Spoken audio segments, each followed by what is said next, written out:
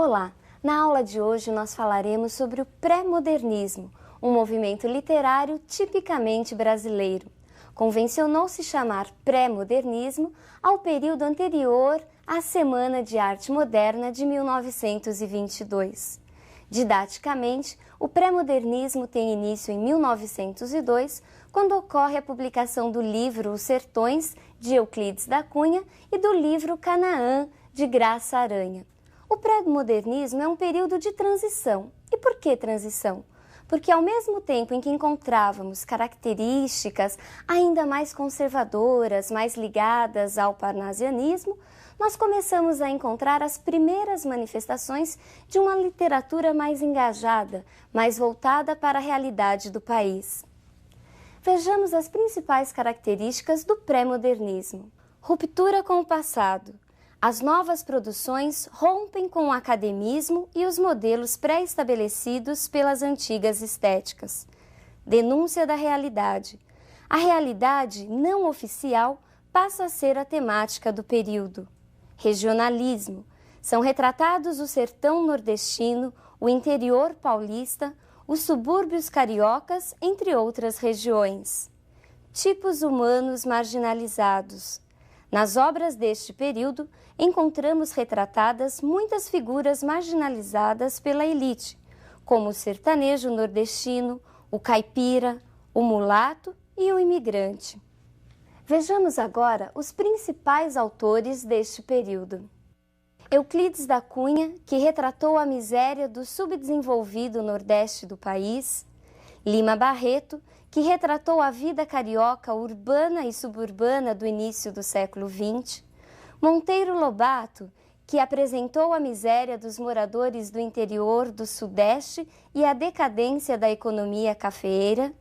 Graça Aranha, que retratou a imigração alemã no Espírito Santo. E Augusto dos Anjos, que apresenta uma classificação problemática, não podendo ser classificado apenas como um pré-modernista. Sua obra apresenta elementos de várias estéticas, mas para fins didáticos, costuma-se estudá-lo como um pré-modernista. Vejamos agora um dos primeiros pré-modernistas. Euclides da Cunha também atuou como jornalista. Ele foi enviado como correspondente pelo recém-criado, o jornal O Estado de São Paulo, a Canudos, com o objetivo de registrar o que estava acontecendo na guerra. Vejamos agora uma imagem significativa da Guerra de Canudos.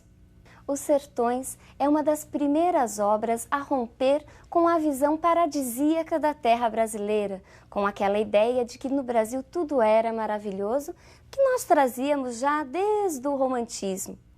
Aparentemente, os motivos que deram origem à revolução, à revolta em Canudos, foram o fanatismo religioso e o cangaço.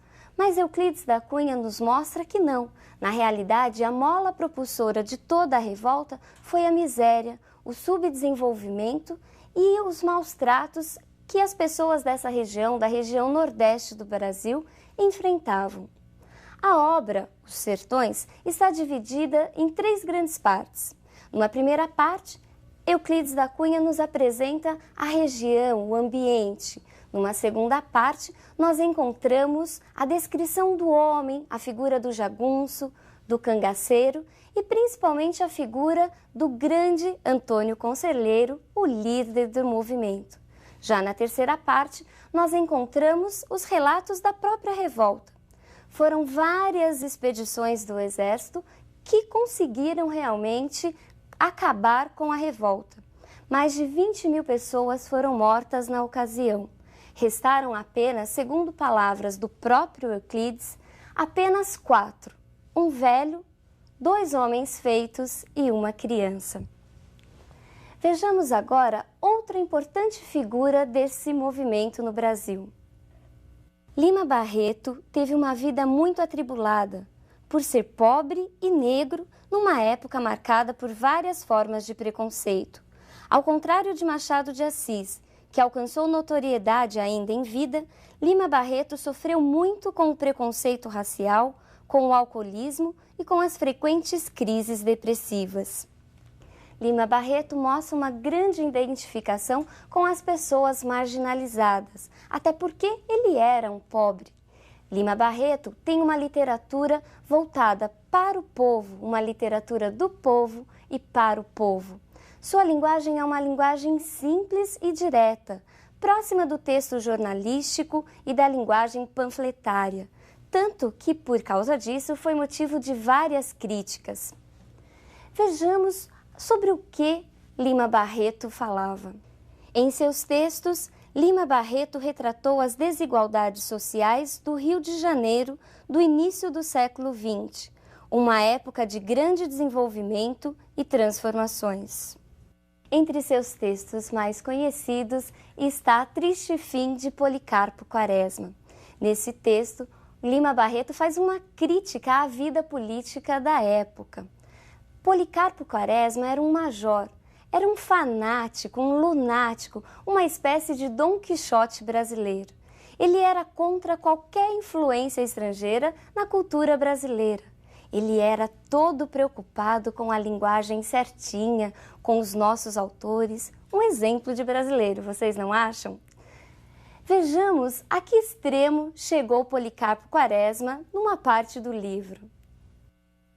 Policarpo Quaresma, cidadão brasileiro, funcionário público, certo de que a língua portuguesa é emprestada ao Brasil, certo também de que, por este fado, o falar e o escrever em geral, sobretudo no campo das letras, se vêem na humilhante contingência de sofrer continuamente censuras ásperas dos proprietários da língua, sabendo além que dentro de nosso país os escritores, com especialidade os gramáticos, não se entendem no tocante à correção gramatical, vendo-se diariamente surgir azedas polêmicas entre os mais profundos estudiosos do nosso idioma, usando o direito que lhe confere a Constituição, vem pedir que o Congresso Nacional decrete o Tupi-Guarani como a língua oficial e nacional do povo brasileiro. Imagine mandar uma carta ao Congresso Nacional pedindo que o tupi fosse a nossa língua? Coisas de Policarpo. Existe um bom filme sobre este livro. Aí muitos alunos me perguntam, Edna, eu posso assistir ao filme ou à peça? Pode. A resposta é afirmativa, você pode. O que não pode acontecer é substituir a leitura integral da obra por peças, filmes ou resumos. Mas se for no sentido de complementar seus estudos, tudo é muito bem-vindo. Vejamos agora um outro importante escritor do período. Monteiro Lobato foi uma figura muito polêmica, ao contrário da impressão que a maioria das pessoas tem hoje a seu respeito. Hoje, falar em Lobato é lembrar do escritor de livros infantis e do criador do Sítio do Pica-Pau Amarelo, mas sua produção não se limita a esse gênero. Monteiro Lobato soube como ninguém retratar o atraso das regiões interioranas de São Paulo. Vejamos a próxima imagem. Monteiro Lobato foi o criador de uma importante figura até hoje conhecida por todos nós. É dele a personagem o Jeca Tatu, o símbolo do caipira brasileiro. Monteiro Lobato tinha um gênio muito forte e explosivo, o que acabou, de certa forma, contribuindo com um impulso, um empurrãozinho para o movimento modernista. Monteiro Lobato escreveu um artigo intitulado Paranoia ou Mistificação, em que ele fazia duras críticas à artista, à pintora modernista Anita Malfatti. Vejamos o tom das palavras de Monteiro Lobato. Há duas espécies de artistas. Uma composta dos que veem normalmente as coisas e, em consequência, fazem arte pura, guardados os eternos ritmos da vida e adotados para a concretização das emoções estéticas, os processos clássicos dos grandes mestres. A outra espécie é formada dos que veem anormalmente a natureza e a interpretam à luz de teorias efêmeras, sob a sugestão estrábica excessiva. São produtos do cansaço e do sadismo de todos os períodos de decadência. são frutos de fim de estação, bichados ao nascedouro. Embora eles se deem como novos precursores de uma arte a vir, nada é mais velho do que a arte anormal ou teratológica nasceu com a paranoia e com a mistificação. Sejamos sinceros, futurismo, cubismo, impressionismo e tutti quanti não passam de outros tantos ramos da arte caricatural. Perceberam que agressivo? Dizem até que Anita Malfatti, depois desse texto, nunca mais foi a mesma.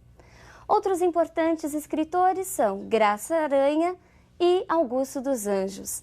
Graça Aranha fala sobre a imigração alemã no estado do Espírito Santo. E Augusto dos Anjos é conhecido como o poeta, como o escritor do mau gosto, do escarro e dos vermes. Na aula de hoje, nós vimos as principais características do pré-modernismo, o primeiro movimento que começa a realmente mostrar a realidade da terra brasileira.